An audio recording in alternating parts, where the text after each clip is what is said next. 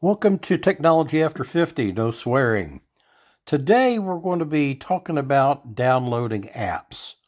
Uh, we've all done it. Chances are you've done it. But what we want to talk about today is making sure that you download, when you do download an app, it's an app that is not going to infect your phone. It's not a scam. It's not someone trying to steal your money or your information. So let's jump right in. Before you install another app on your phone, I want you to stop for just a couple seconds because most apps are completely safe. And uh, flip side of that is that some apps are designed to steal your information, flood your phone with ads, track your activity, or even trick you into giving away all your personal information. And the scary part is some of these dangerous apps look completely normal.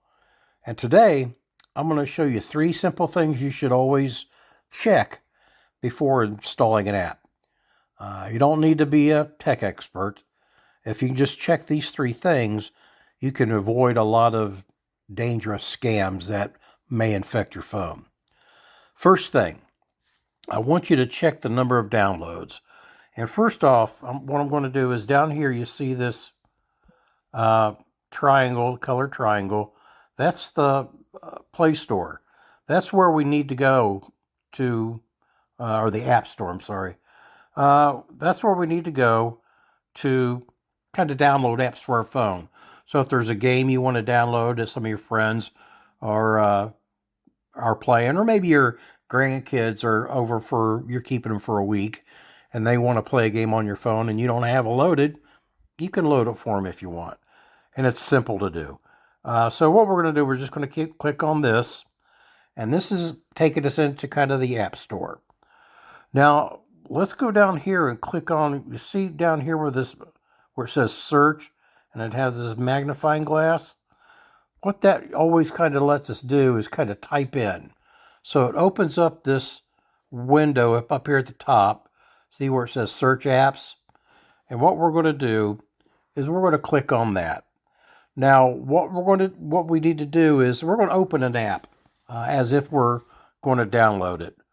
So let's just go to Amazon. We're going to look at Amazon. Now, because what we're talking about, if you remember, is downloading an app. Maybe you don't have Amazon on your phone, and you see all these Amazon trucks driving around your neighborhood, dropping off packages, and you think to yourself, man, that would be kind of nice. I would have to go out so much, especially when the weather's bad. My daughter actually orders practically everything from Amazon. It stops by our house, I don't know, 2-3 times a week. And during the Christmas season, I will guarantee you Amazon truck is going to be coming to our house 5 out of 7 days. And that's fine. She orders a lot of her snacks and drinks from Amazon, so she really doesn't have to go to the store. She's that age where she's kind of grown up with it and thinks nothing of it. So you can do that. So anyway, so we're on the Amazon site, or their app, and you can see it. And the first thing I want us to look at is the number of downloads. And all when I say downloads, what I mean is how many people has put this app on their phone. Because right now it's not on their phone. And I'll say this: I already have this app loaded on my phone. Uh, if I didn't, you could tap right here where it says enable. Somewhere up here there would be a button that would say install. And if you want to install it, click on that, and you can watch that process as it installs on your phone. But this is for, example for everybody. So the first thing we want to check to make sure this is a legit app and not some kind of fake app that somebody's going to try to steal our information or scam us, is if we scroll kind of over here, you'll see that it's been downloaded. And again, downloaded simply means that the number of people that have put this app on their phone, it's been downloaded over 1 billion times. You can see right here, over 1 billion times. Now, that's a really good indicator for us that this app is legit. Uh, if it's had over 1 billion downloads, you know what? You're even just off of that, you're probably good to go. That is so many. But you know what? If it only had 100 downloads, 500 downloads, maybe even a couple thousand, we know Amazon is a huge company. So that wouldn't make sense that if this was legitimately an Amazon app, that it would only have 500 downloads. That should be a red flag going off, sirens and whistles going off in your head. That doesn't make sense. But 1 billion downloads, you know what? I can believe that. Amazon is huge. Everybody uses it. So, yeah, that's the first good thing. So what would be the second point? Well, read the reviews. And if you look back here, right here, you'll see where it says 4 million reviews. And it's averaging, it says its average is 4.4 stars. Now that's out of 5 stars. So if I was to ask you, how good a cook is your wife on a scale of 1 to 5? Or how good a cook are you compared to your mom on a scale of 1 to 5? That would be from 1 star to 5 stars. How good are you? Well, in that sense, Amazon customers say, you know what, Amazon's pretty good. They're 4.4. But let's look at some reviews just in case. You'll see here it says see all reviews. We're going to click on that. And this is kind of they kind of take all those reviews and they kind of, just kind of condense and say this app is praised for reliable ordering, prompt delivery, and helpful customer service. And I got to say, I don't think I've ever really had any issues with Amazon. They do a good job. I've ordered something and have it the next day. That's pretty impressive. And you can read some of these. I've had this app for a long time. Usually issues are resolved super quick. There's going to be a lot of 1 and 2 star reviews you can see here, and you can read a lot of those. But you know what?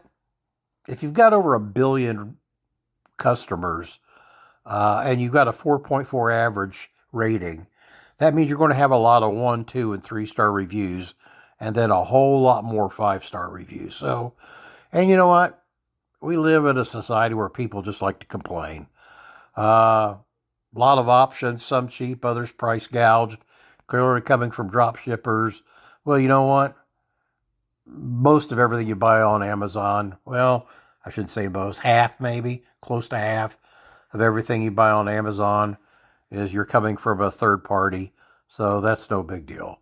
So, go through and look at the reviews. What am I looking for on a review?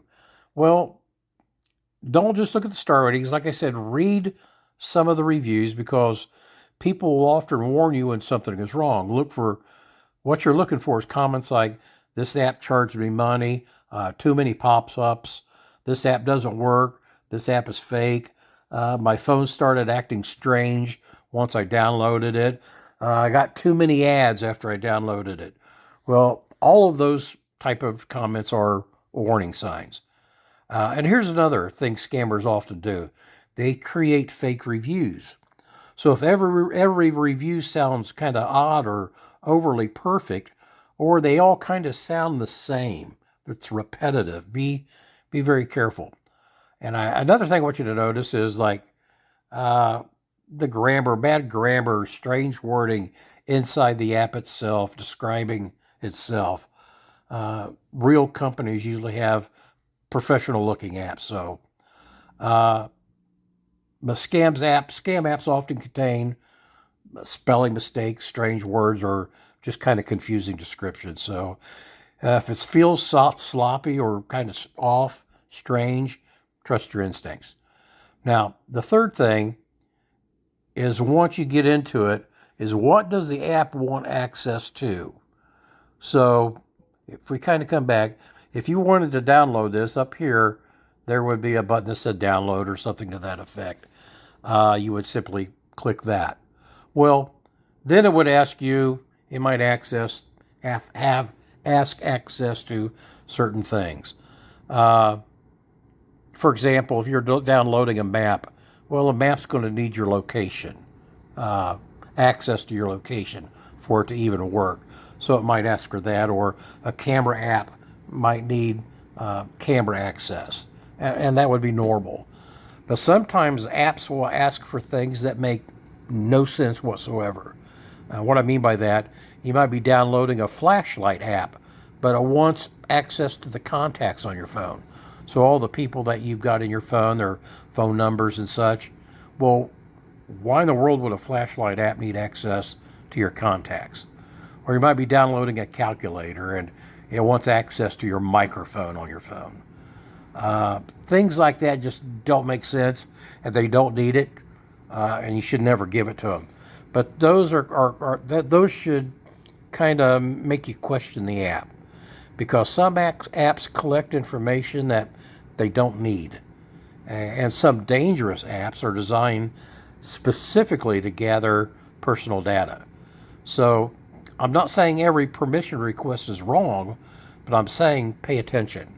If something feels off, don't ignore that feeling. Okay, so final takeaway. Let's just in review.